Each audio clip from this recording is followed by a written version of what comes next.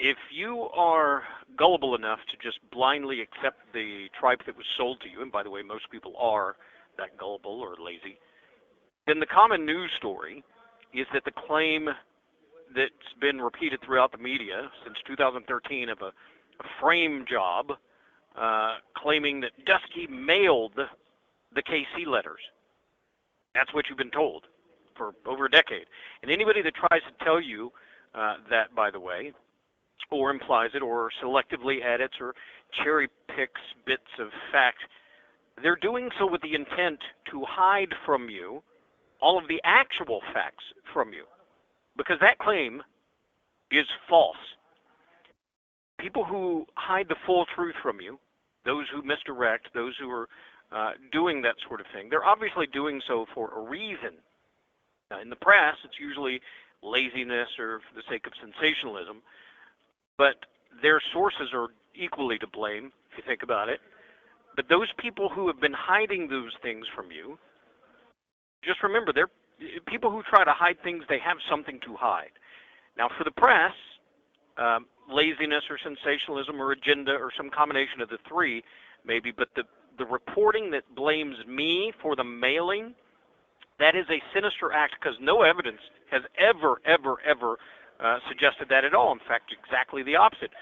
It's a sinister act which plays right into the hands of those people who created that narrative. And they created that narrative for a reason, their own reason. The press, for now over 10 years now, they regurgitated that.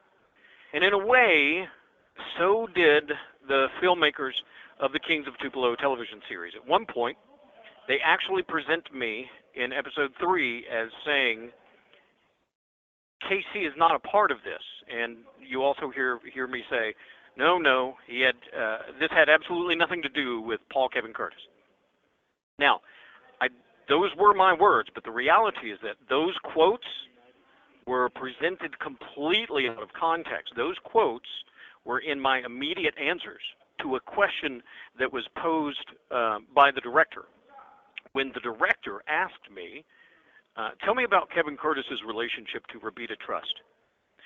Those were his words. That was his inquiry. Well, because Kevin Curtis had no association with Robita Trust at all, my only answer could have been what my recorded answer was, which was this. Kevin Curtis was not part of it. That had nothing to do with Kevin Curtis.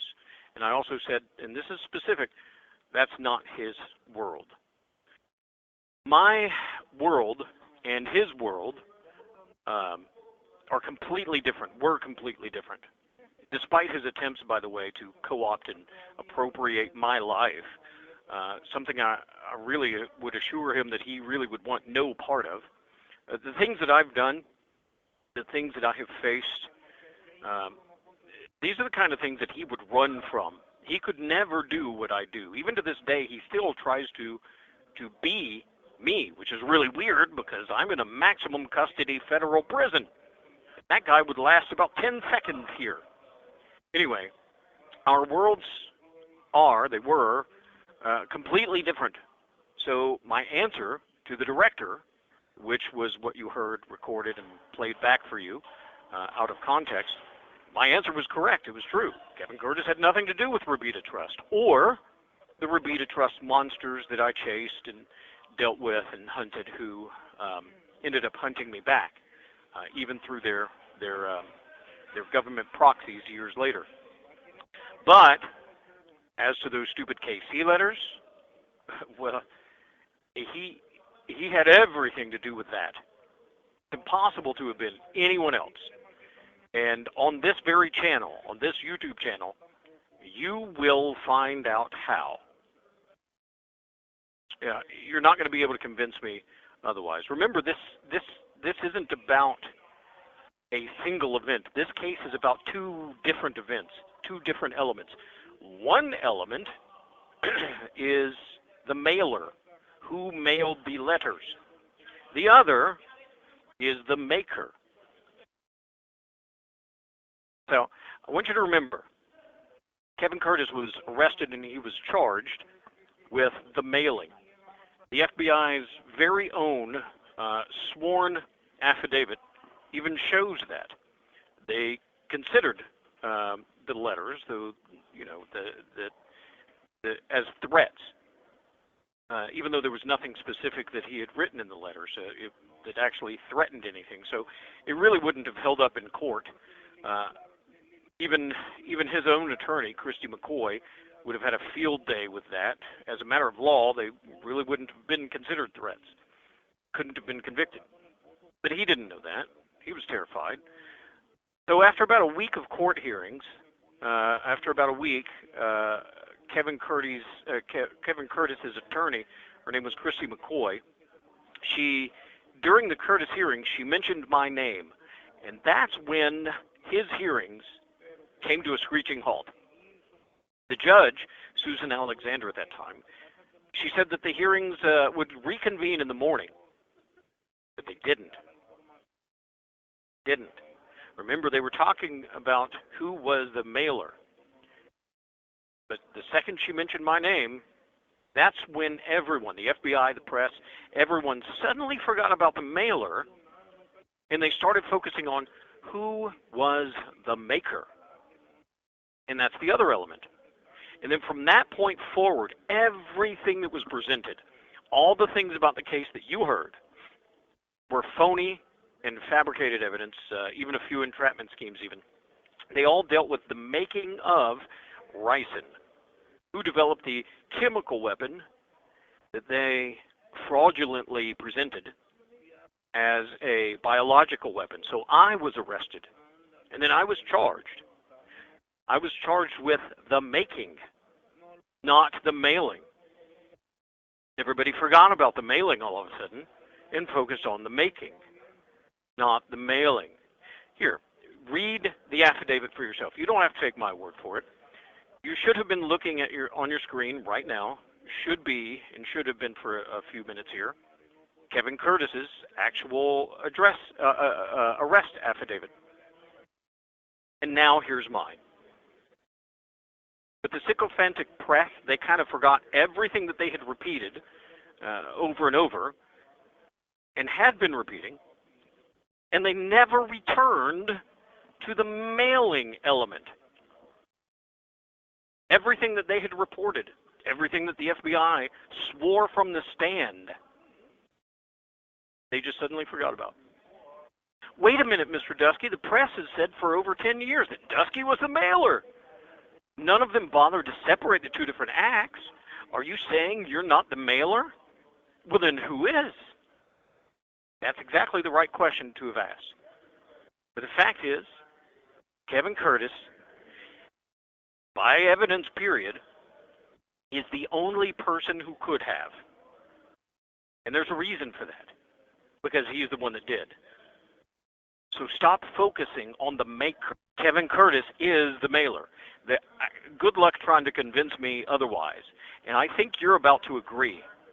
There's a lot that the Kings of Tupelo researchers, they knew, they found out. Even things that he personally admitted to them that never even made it on the screen. The FBI too, but they never told you. Now, don't get it wrong now. The FBI did tell you some of this stuff, most of it, the press too, but that was when back in 2013 when they were trying to get him. And they revealed this, a lot of it, during his court hearings. But now I have even more details. And even though the DOJ and the FBI, in their dirty press, they immediately, back in 2013, they decided to make you forget everything that they had already reported to you, I won't. I'm going to share it with you, and I'm going to do it right here. This YouTube channel isn't moving as fast as I really want it to. It's been going on for a couple of years now, and I'm forced to operate at the speed of other people.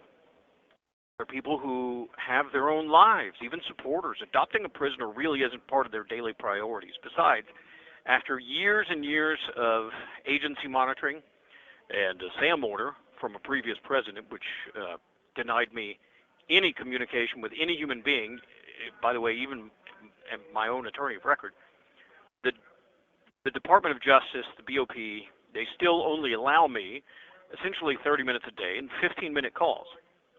That's only 30 minutes a day, really, to use my First Amendment right to keep you up to date, which, by the way, violates your First Amendment right to get the truth of these previously hidden matters, getting the truth from me. So it takes multiple people, multiple calls, even multiple days, even weeks sometimes, for others to properly produce and post what I could do myself in mere minutes if I was out there with you. What's easy for you and a 6-year-old child is nearly an impossible task for me. Maybe that's by intent, because the DOJ does not like its prisoners making progress, especially if it embarrasses the DOJ. And it also explains their limit on my monitored comms. There have been some issues from the very beginning. As an example, from years ago with First Amendment access, even before the SAM order was over and my agency monitors stopped their 24/7 monitoring and stopped worrying about what I might disclose to reporters, it was unnecessary obstacles. Let me give you an example of attempts that were used to keep me quiet. Here's one that's really important. You won't believe this, but I wouldn't believe it myself if I hadn't lived through it, experienced it myself during the Biden administration. Despite that I had already known of their free speech, censorship proclivities. Remember, first, here, the Biden administration, especially in the beginning, was kind of Obama's third term. So the same players were controlling the same field with the same agenda. And that included Susan Rice, for example. So my friend Ross Ulbricht, who was the founder of Silk Road, he had a project manager who was also his fiancée. Her name was Caroline. Ross convinced me that I needed a petition put up on change.org, which was an easy sale, really, because he ended up with well over 500,000 signatures, which helped him eventually get a full presidential pardon.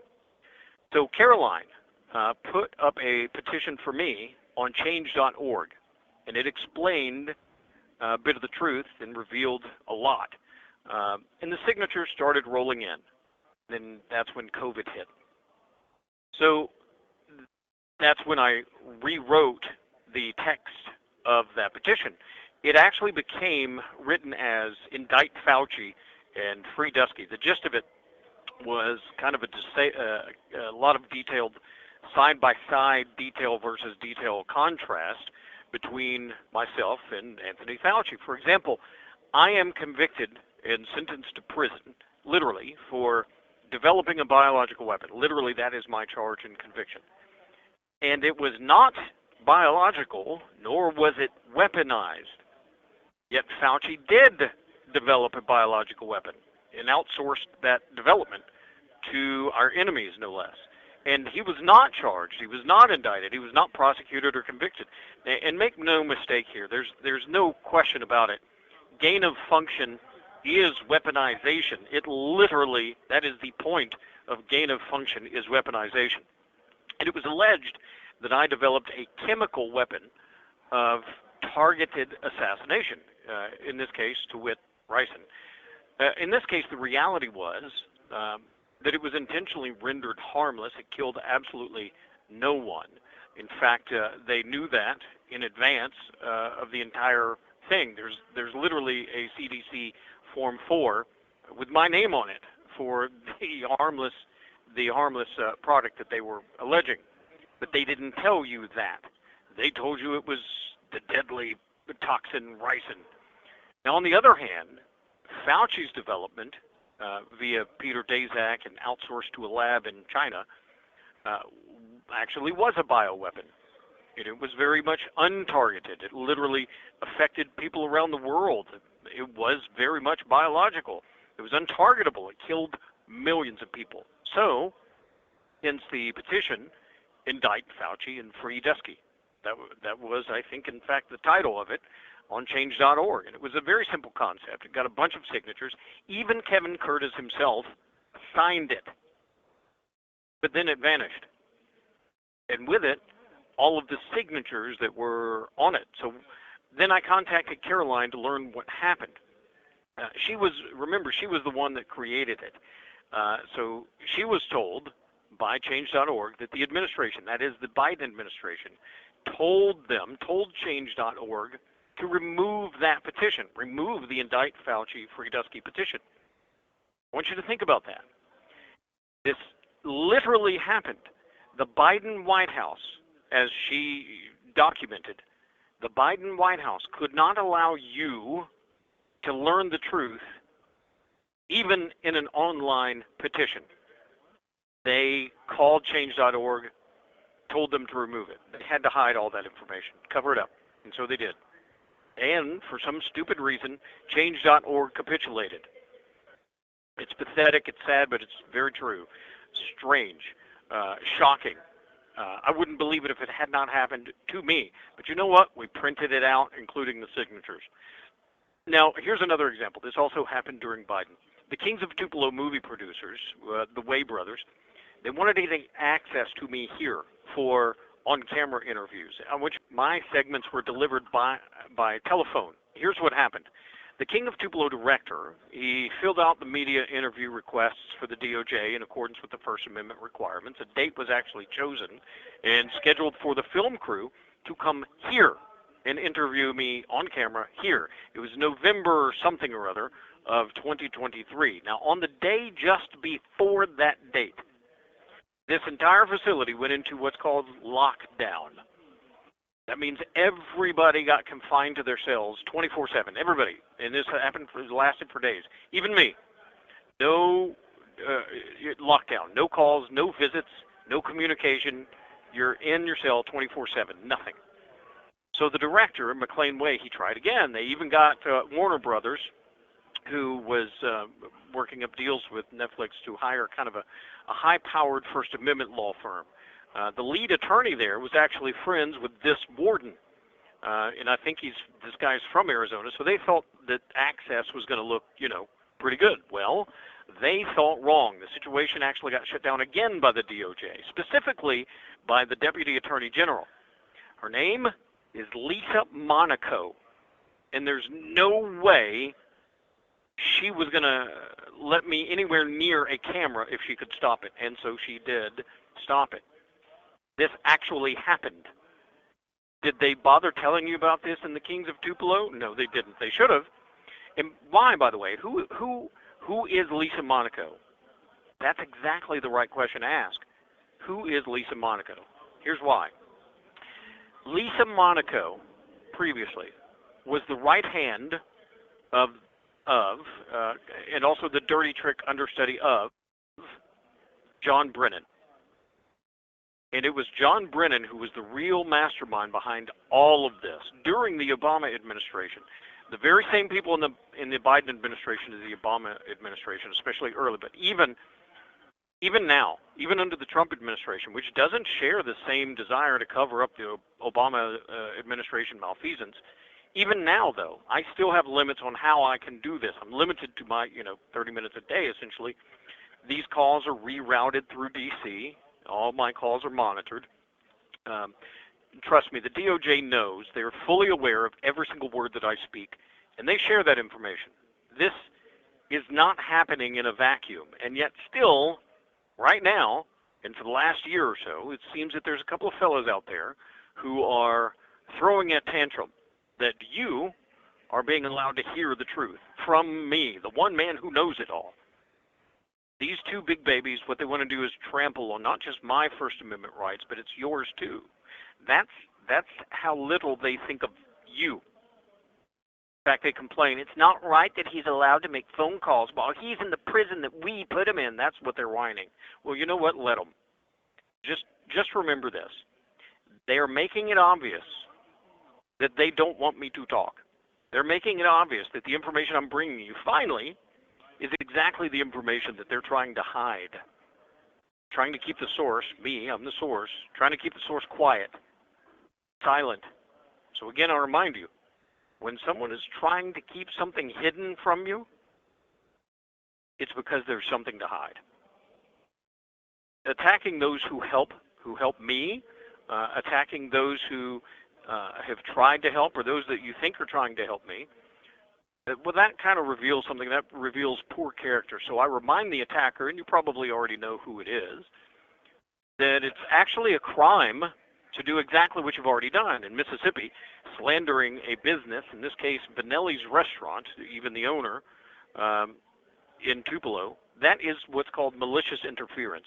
So what you've already done, sir, online, therefore in public, that's already a state criminal act.